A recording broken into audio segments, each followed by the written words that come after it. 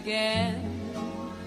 Don't know where, don't know when, but I know we. The 1950 UK general election was held on Thursday, the 23rd of February. Man, what a 5 year difference makes. In 1945, Labour defeated the governing Conservative coalition led by Prime Minister Winston Churchill in an unexpected landslide.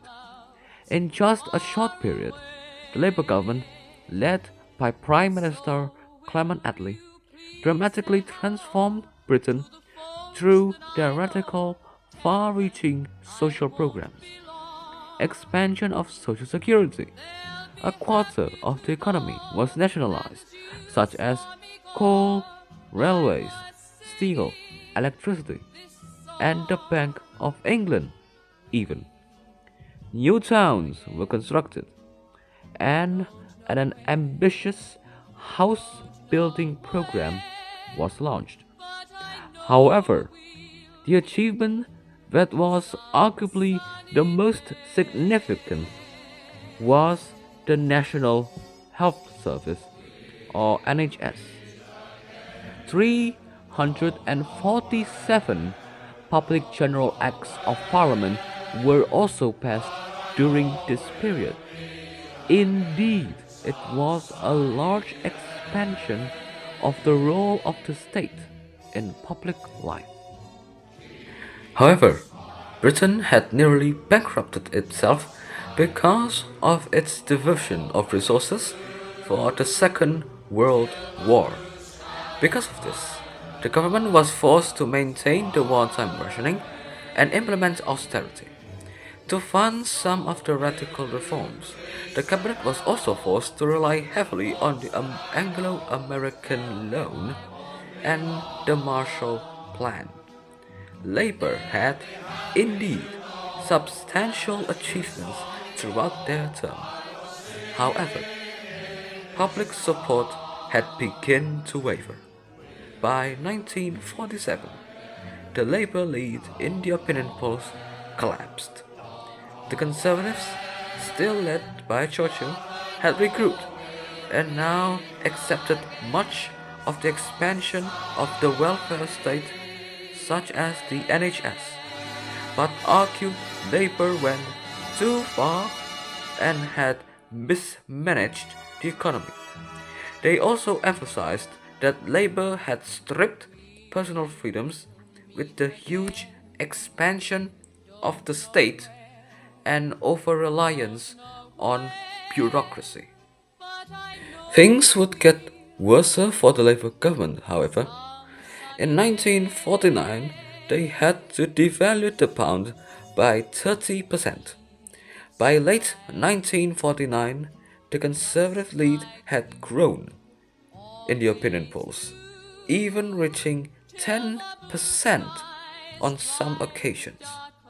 In 1947, the Conservatives merged with the Liberal Nationals. However, as the end of Parliament's 5 year term approached, Attlee's cabinet ruled out the nationalization of iron and steel until after the nation had voted. Before the election, major electoral reforms became law. Under the Representation of the People Act 1948, plural voting and university representation in Parliament were both abolished, and the constituency boundaries were withdrawn, with new provisions for the boundary redrawing process detailed under the House of Commons Redistribution of Seats Act 1949. Clement Attlee planned to call a general election held in the summer of 1950. However, his Chancellor of the Exchequer, Sir Stafford Cripps, refused to present the government budget before a general election. As a result, Attlee accordingly set the election date for Thursday, the 23rd of February, 1950.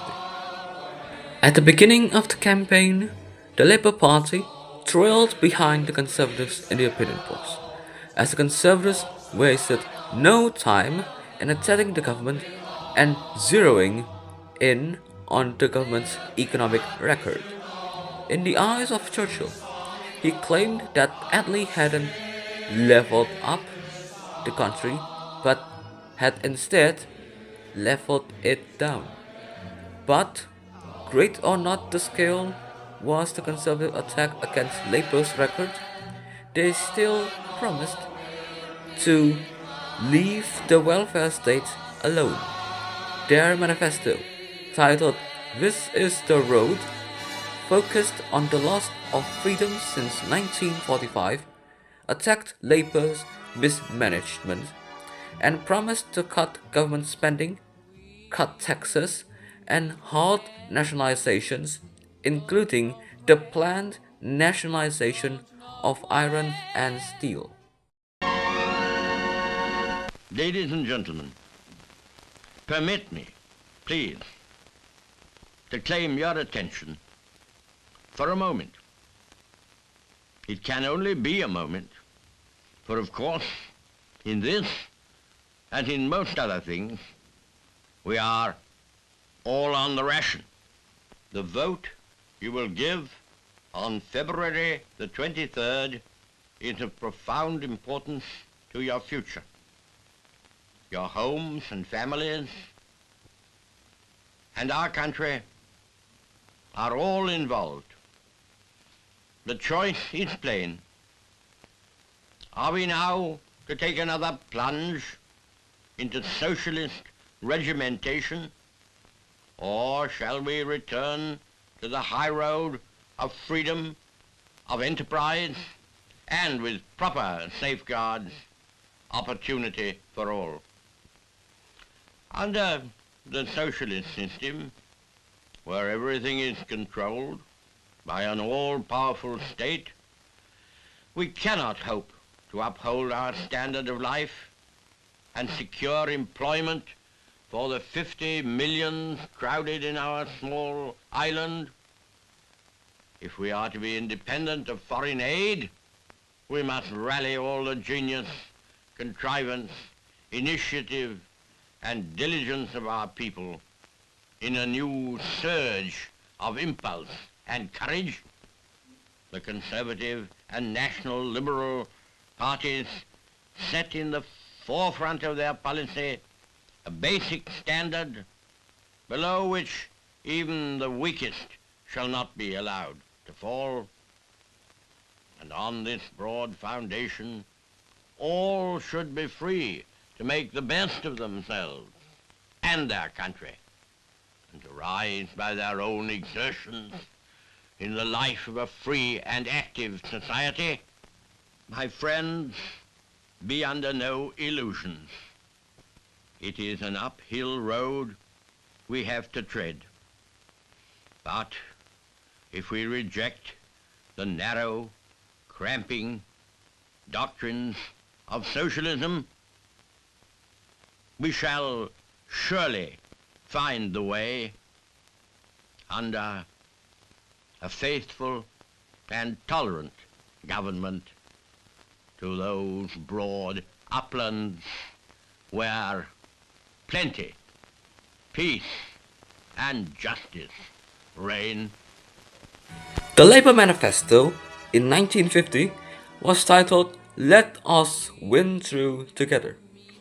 Its opening contained the following sentence, quote, "The choice for the electors is between the Labour Party, the party of positive action, of constructive progress, the true party of the nation, and the Conservative Party, the party of outdated ideas, of unemployment, of privilege." Unquote. It emphasized the Labour government's successes and urged voters to support continued Labour government to complete economic recovery and deepen social progress, contrasting the Conservatives' old record. It also promised to nationalize iron and steel, along with sugar and cement, This led to some sugar manufacturers launching campaigns against labor. 5 years of war inflicted great damage on our country. Valuable lives were lost. Much wealth was destroyed. Our trade was disrupted. Clearly, there would be hardships and shortages of many things to be endured. To achieve recovery would require a great effort on the part of all the men and women of Britain. During the last 4.5 years, a very fine effort has been made. Production in industry and agriculture has been greatly increased. The opportunity of working has been afforded to all, and the vast majority has worked well. The inevitable hardships and shortages have been, as far as was possible, shared by all. But so have the advantages. The great social security scheme has been applied to all. The result of Labour's policy is seen in the health of the people, especially of the children and of the babies. Never have they been so fine. Yes, Mr. Churchill calls this sharing misery. The question to be decided at this election is whether Labour's policy of fair shares for all is to continue, or whether, as under previous Conservative governments, the benefits are to go to one section of the people and the misery to another. I ask you to help us to continue the work of recovery so well begun. The Liberals classified the Labour and Conservative rivalry as a class struggle. Their manifesto, titled No Easy Way, Britain's Problems and the Liberal Answers, promised to cut government spending, cut the size of government ministries, oppose peacetime conscription, but also, quote, make conditions of service in the territorial forces as attractive as possible to increase recruitment, unquote. Setting up a land bank to provide cheap capital for the country's food and land, equal pay for women, and introducing proportional representation by the single transferable vote system of ranking candidates on the ballot paper. The British mode of life is a liberal way of life, and I believe that the British people are liberal at heart and in thought. Every day I hear from people who are sick and tired of the socialist government and of the Tories. They are fed up with class warfare and extremism, either of the right or of the left. They want a new approach. They want a national approach. And the Liberal Party can give it to them. We are equally opposed to both the socialists and the conservatives. We do not support the socialist aim, which is to nationalize everything. On the other hand, we wish to check the monopolies and break the price rings which flourished under the Tories. The Liberal Party enters this election far stronger than it has been for over 20 years. We shall have 400 Liberal candidates in the field. And if you want the liberal life of this country to continue, that is social reform without socialism, profit sharing for workers in industry, income tax reform, sound administration, a bold tackling of our economic problems, a wide world expansion of our trade, no more wasteful expenditure on peacetime conscription, but above all, absolute respect for the liberty of the individual. Then you will want a liberal government. And if you want a liberal government, you will vote for the Liberal candidate on the 23rd of February. The Labour Party campaigned to maintain some of the rationing to not increase inflation and economic pressures. But the conservatives and liberals campaigned to end it. Freedom was central to the conservative message. This had a mixed effect. It resonated with many, but backfired with some. As a result, the polls began to narrow dramatically, and even sometimes showed a Labour lead. Attlee conducted a nationwide tour, but was met with catcalls and chants of vermin in Leicester. The Liberals contested in 475 seats, as it believed its chances of forming government depended on them.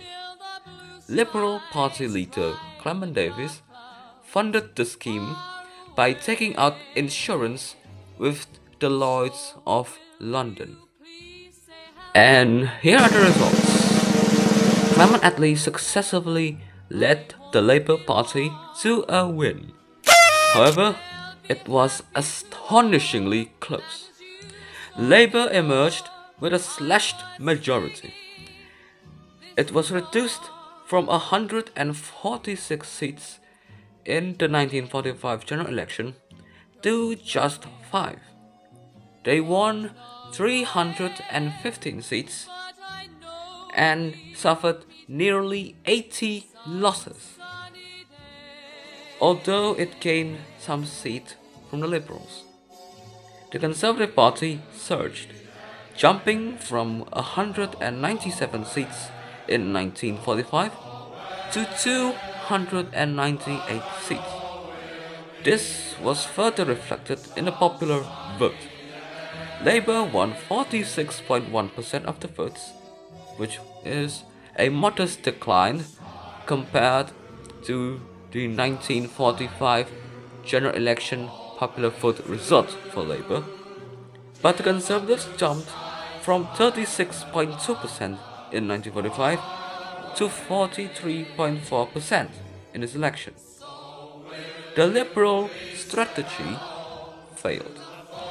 They won 9 seats, which is 3 fewer than in 1945. Their popular vote also only increased marginally, and even in some places, the Liberal vote actually fell. 319 Liberal candidates lost their deposits, a record they broke in 2015 when their successor party, the Liberal Democrats, had 335 of their candidates losing their deposit. The election night of 1950 was intense, with continued coverage on the following day after polling day. Declared results showed a commanding Labour lead. However, as noted in H.G. Nicholas's book detailing the 1950 general election results, at 1:45 afternoon, the Conservatives began a dramatic surge. At one point, the Conservative plus Liberal total matched with the Labour total. However, Labour was reassured when victory was declared in their favour at 8:30 in the evening. This majority of 5 seats proved unhelpful. Sick Labour MPs were forced to be carried to Parliament from the hospital, and every by-election became a huge survival risk. As a result, 20 months after this 1950 general election, another general election was called. Will Attlee be able to increase his majority? Or will the Conservatives pull an unexpected victory? Stay tuned for a future episode.